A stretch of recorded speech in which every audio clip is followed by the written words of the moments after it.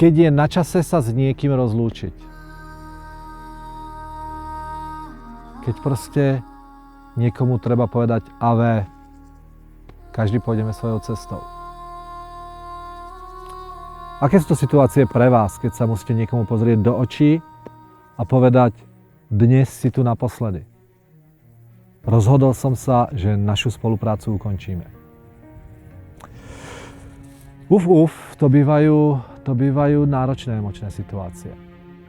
A za svoj manažerský život som túto vetu povedal, a teraz počúvajte dobre, viac ako 100-krát. Nie, že by som bol na to hrdý. V tých začiatkoch svojej podnikateľskej dráhy to veľakrát bolo, že som nemal zvládnuté základné nastavovanie pravidel a nezvládal som svoje emócie. Na druhej strane veľakrát to bolo nevyhnutné a veci to pomohlo. Poďme sa pozrieť, kedy nastávajú tie situácie, keď je čas sa s niekým rozlúčiť. Situácia prvá. Stane sa, že sa do vášho tímu pripletie lotor. Lotor, český lotr, čo tým mám na mysli? Nehodnotím človeka, ja hodnotím správanie človeka. Ja hodnotím to, že to je človek, ktorý niečo spreneverí. Je to človek, ktorý príde pod vplyvom alkoholu do práce a je to šofér autobusu. Človek, ktorý pravidelne nedodržuje základné etické pravidlá hry. Keď takéhoto človeka prepustíte, tak v princípe, manažersky, to býva najjednoduchšie prepustenie. Viete aj prečo? Lebo vám väčšina auditoria, väčšina ľudí, vašich spolupracovníkov zatlieska a povedia, šéfe, konečne si ho poslal preč. A tuto to býva celkom paradoxne jednoduché. Ale my máme skupinu 2, s ktorou sa rozlučujeme. A to je druhá skupina je, že to nie je lotor, ale pozor, ten človek chce odísť sám. A čo býva niekedy veľmi ťažké pre manažera, keď je to človek, ktorý patrí do tej výkonnej skupiny, do tých 20% zamestnancov, ktorí sú pre nás veľmi vzácni. Príde za vami a povie, šéfka, končím. Alebo šéfe, končím. Rozhodol som sa odísť. Tuto to býva na zvládnutie toho manažerského rozhovoru veľmi ťažké, pretože vy vlastne nechcete, aby odišiel. Veľakrát ste prekvapení, že prečo tak rázne to chce riešiť. V rýchlosti vás teraz upozorním a nastavím na zrkadlo na jedno riziko. Manažeri v tejto chvíli často robia jednu chybu, jednu akciu, že sa zameriajú, aby urobili všetko preto, aby toho človeka udržali.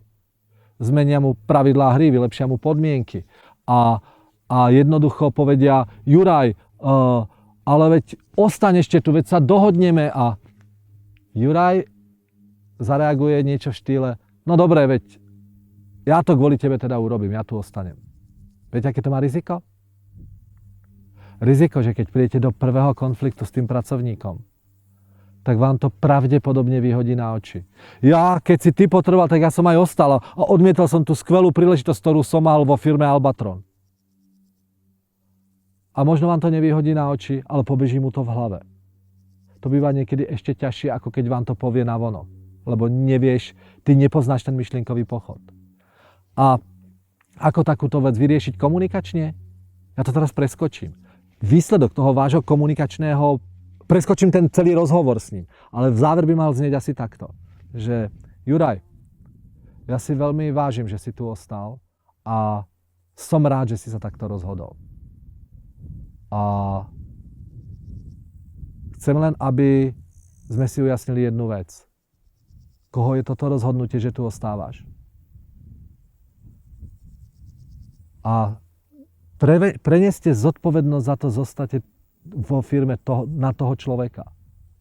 Keď toto sa vám podarí, tak máte o mnoho čistejší stôl, keď náhodou v budúcnosti dojdete do nesúladu názorov. Ale viete čo? Paradoxne pomôžete jemu, lebo on nebude mať tú dilemu, on nebude mať pocit, že je zaviazaný. Že vy ste mu zaviazaní v niečom. Je to čistá hra. Takže keď bude chcieť niekto odísť, tak urobte všetky opatrenia, ktoré môžete napraviť, lebo možno ste urobili v minulosti chybu. ale aj keď urobíte nápravné opatrenia a zlepšíte nejakým spôsobom podmienky toho človeka, vyčistíte si tento stôl v tom, že je to jeho rozhodnutie.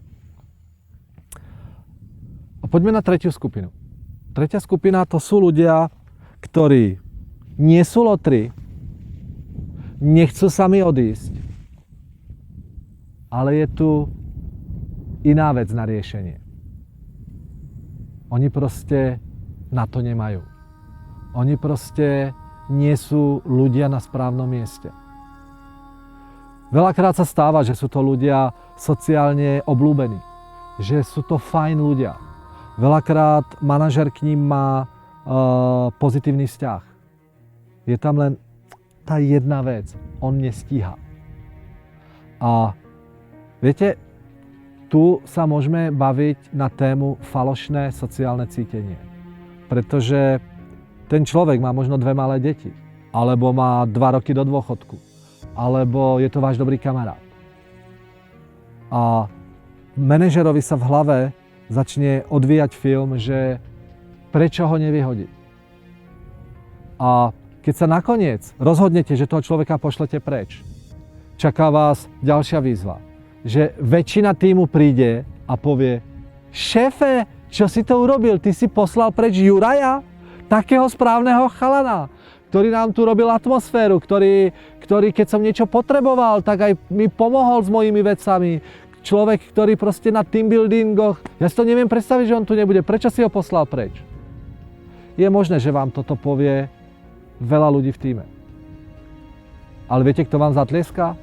Prídu za vami 2-3 ľudia, ktorí robia: šéfe, konečne. My sme ti to nechceli hovoriť. On to bol Juraj fajn chlap. Ale my sme tu po nociach robili kvôli nemu. My sme neskoro dostávali. Ja som ti nechcel bonzovať, ale ako on je fajn, len to nestíhal. Veľmi si vážim, že si to urobil. A nečakajte, že vám budú iní spolupracovníci donášať na tohoto človeka. To je vaša zodpovednosť. A nenesieme zodpovednosť za to, že ten človek nestíha. My nesieme zodpovednosť za to, že ten človek, že proste sme dopustili, aby ten človek na svojom mieste zotrval a skomplikovával prácu ostatných členov tímu. Lebo v tej druhej skupine mohol byť niekto, kto odchádza možno práve pre toto. Že ste slabá osobnosť a že neudržujete tú pravú klímu. Viete, ktorá z týchto 3 skupín je rakovinou vo firme? Niekedy na seminári mi ľudia povedia: prvý. Nie, lotri to nie sú. Lotri to je chrípka. Ako sa prejavuje chrípka? Že jednoducho kýcháš, prskáš a všetci vidia, že máš chrípku. A začnú sa tomu brániť. Ale rakovina prichádza zo zadu. A ja to poviem veľmi tvrdo. Vo firme odchytiť to, že fajn človek neplní svoje výsledky, býva niekedy o mnoho ťažšie. A keď to nechytíme včas, tak sa nám môže stať, že tí špičkoví ľudia nám budú odchádzať. Naberte odvahu a práve kvôli sociálnemu cíteniu a zodpovednosťou voči všetkým členom tímu sa dokážeme vysporiadať jak so skupinou 1 rázne, dokážeme pracovať so skupinou 2 a dokážeme byť dostatočne emočne silní aj so skupinou číslo 3. Krásny deň.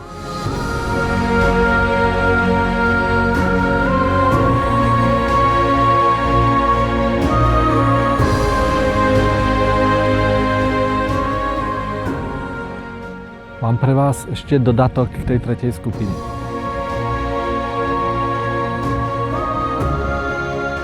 Poznám rozprávanie jedného manažera, ktorý hovoril o tom, ako musel prepustiť z práce svojho kamaráta. A ja vám to doslova teraz poviem jeho ústami. On povedal, že bol som vám takto v parku a so svojimi deťmi. A bol tam aj tento dotyčný človek. A keďže sme boli kamaráti, tak naše deti sa hrali spoločne na piesku. A keď sme potom išli domov, tak mi môj syn povedal, že sa rozprávali na tom pieskovisku s tým chlapcom a že teta plakala doma. že teta s Ujom sa hádali doma. A to vraj preto, lebo Ujo príde o prácu a nebude môcť pracovať. A ja som si vtedy uvedomil, že ten človek príde o prácu kvôli mne. A keď som počul toto rozprávanie svojho malého syna, tak večer sa priznám, keď som to rozoberal, tak som sa dokonca ja sám rozplakal. A viete, prečo som sa rozplakal? Lebo som si uvedomil, že ja tohoto kamaráta z tej práce prepustím tak či tak. Lebo je to moja zodpovednosť. A odvahu mi k tomu dalo to, že ja nie som zodpovedný za to, či môj kamarát bude mať alebo nebude mať prácu. Za to bol zodpovedný môj kamarát svojimi výkonmi pracovnými. Ja som bol zodpovedný sociálne, skutočne sociálne zodpovedný, aj ľudsky, voči všetkým ostatným ďalším členom týmu, ktorí majú tiež svoje rodiny. Bolo to ťažké rozhodnutie, ale dnes viem, že bolo správne. Čo povedať na záver? Nechajme toho manažera tam a poviem vám vlastnú jednu skúsenosť. Stalo sa mi, že za mnou prišiel človek po 5 rokoch, veľmi priateľský, podal mi ruku a povedal: Peter, ďakujem ti, že si ma vtedy poslal preč. A dnes už rozumiem tým slovám, ktoré si mi povedal, že nájdem prácu, ktorá ma bude baviť a kde budem skutočne výborný. A ja si už nepripadám ako ťažný kôň, ktorý súťaží s pretekárskymi na steeplechase. Ale vieš, ako si pripadám? Ako skvelá šťuka v rybníku. Pretože ja nie som závodný kôň, ale som skvelá šťuka. A ja som proste potreboval ísť do iného biznisu. A Peťo, ďakujem ti, lebo ja by som na to nikdy nenašiel odvahu. Je možné, že vám to ľudia, nenájdete vždy takúto osobnosť, ktorá vám prizná, že ste urobili dobre, že ste ich pustili preč. Ale to nič na tom nemení, že ak ucítite človeka zo skupiny číslo 3, tak je potrebné prebrať manažerskú zodpovednosť. Krásny deň.